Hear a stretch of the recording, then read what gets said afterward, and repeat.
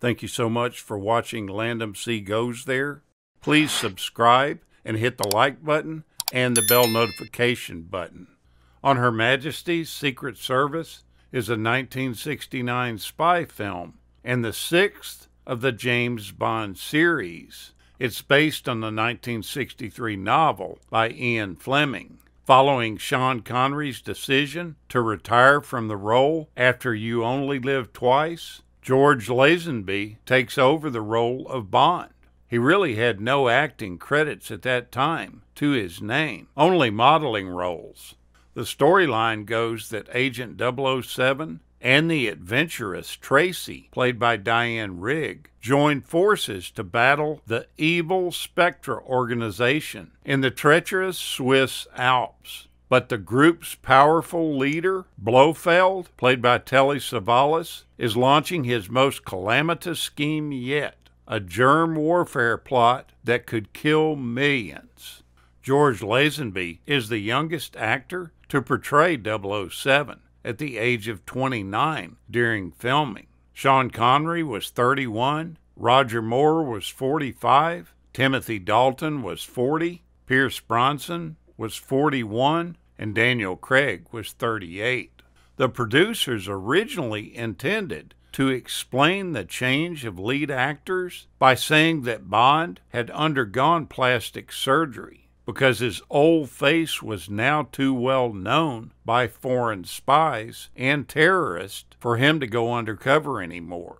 But then they just decided not to refer to the change at all, hopefully to minimize the public attention that was being paid to the character changes. However, after the opening action sequence, right before the titles, Bond says directly to the camera, "This never happened to the other fella." All of this being done as an intentional comedic reference to the change in actors.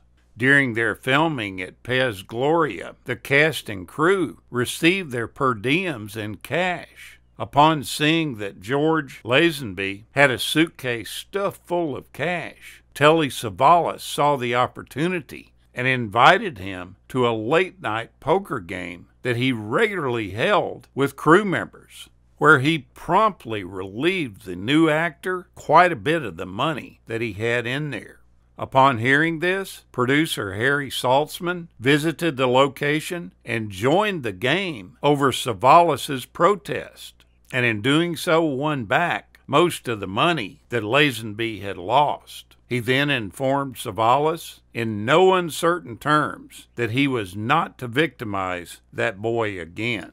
Lazenby wanted to do most of his own stunts, but the studio wouldn't allow him to do that. During the shooting of one of the stunt scenes, he ended up breaking his arm, thereby delaying the filming of his later scenes.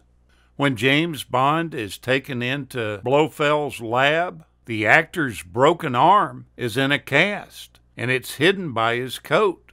The theme song for the movie, We Have All the Time in the World, was the last thing that Louis Armstrong ever recorded. He died 2 years later. It's also the first theme song in the film franchise not to include the movie's title as part of the lyrics. The title was a corruption of a very familiar phrase known to most British people. For many decades, all correspondence sent from the government departments arrive in envelopes which didn't have a stamp on it, but they had the words "On Her Majesty's Service" printed on the envelope. Such correspondence was usually referred to as OHMS. George Lazenby attended the premiere after growing a full beard and shoulder-length hair. This was seen by some as a protest against the producers, while trying to intentionally sabotage his future in the film franchise.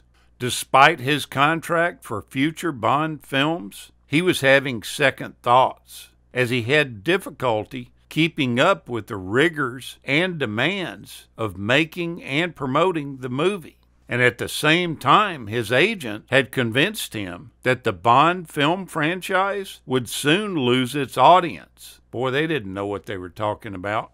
His relationship with the producers of the film had also become very strained over the course of the production. While cracking open the safe in the Swiss lawyer's office, James Bond reads a copy of Playboy magazine. This is a nod to the fact that On His Majesty's Secret Service first appeared in Playboy. It was the first of Ian Fleming's James Bond novels to be serialized in the magazine, appearing in the May of 1963 issue. Having secured a suit ordered but uncollected by Sean Connery and getting a Rolex and a haircut like him, George Lazenby talked his way into meeting producer Albert Broccoli and the director Peter Hunt. After bluffing his way through the meeting and falsely claiming he had wide acting credits, he secured a screen test with them. He later then confessed to the director that he had made it all up and that he wasn't an actor, that he was a model. Hunt laughed at him and told him, "You just strolled in here and managed to fool two of the most ruthless people in the business. You're an actor." The downhill skiing sequences involved professional skiers and various camera tricks to get it accomplished. Some cameras were handheld, with the operators holding them as they were going downhill with the stuntmen, and others were aerial shots shot from a helicopter with the cameraman dangling below, allowing the scenes to be shot on the move from any angle. Now, I guess Lazenby was a practical joker, and at one point, he and another crew member played a prank on Angela Scolar. She plays Ruby in the film. She's the Bond girl who writes her room number on the inside of Bond's bare thigh. They decided to warm up a sausage and put it underneath Bond's kilt. When she reaches her hand under his kilt to write the number, she bumps into it, thinking it's something else entirely. But she didn't react at all. She continued on professionally and finished the scene, laughing about it after the shoot was completed.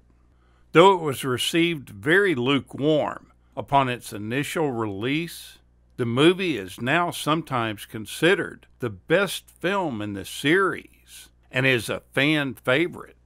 It's an extremely faithful rendition of Ian Fleming's superb source novel, and it's basically rendered directly to the screen with very few changes.